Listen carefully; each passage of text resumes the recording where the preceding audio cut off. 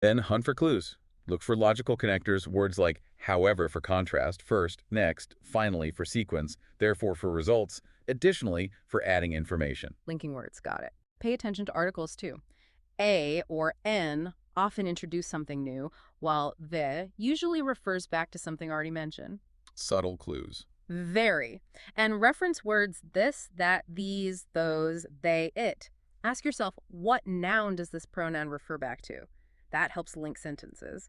And look for time signals initially, then, after that, eventually, they establish chronology. It really is like being a detective, piecing together evidence from the language itself. It is. And a few other rules can sometimes help, like the rule of full form, if you see an acronym like WHO, and the full name, World Health Organization, the full name probably came first. Makes sense.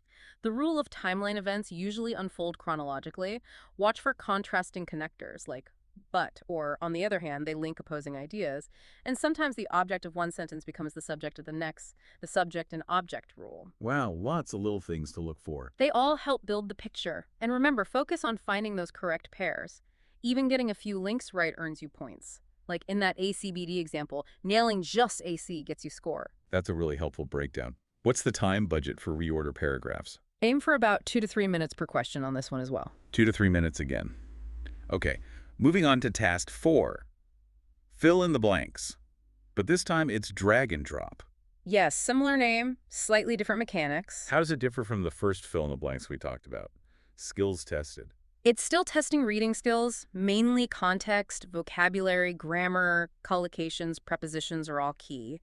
But instead of a drop-down for each blank, you have a passage with gaps and then a separate box, like a word bank below it. A word bank, okay. And you physically drag the words from that bank and drop them into the correct blanks in the passage. Gotcha.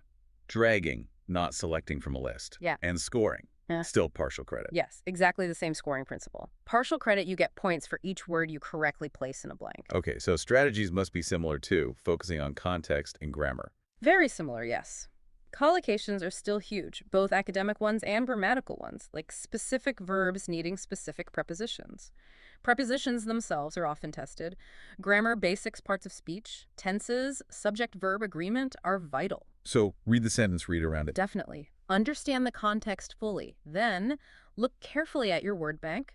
Try mentally plugging the words in. Does it fit? Does it make sense? Use elimination for words that obviously don't work grammatically or contextually. Right.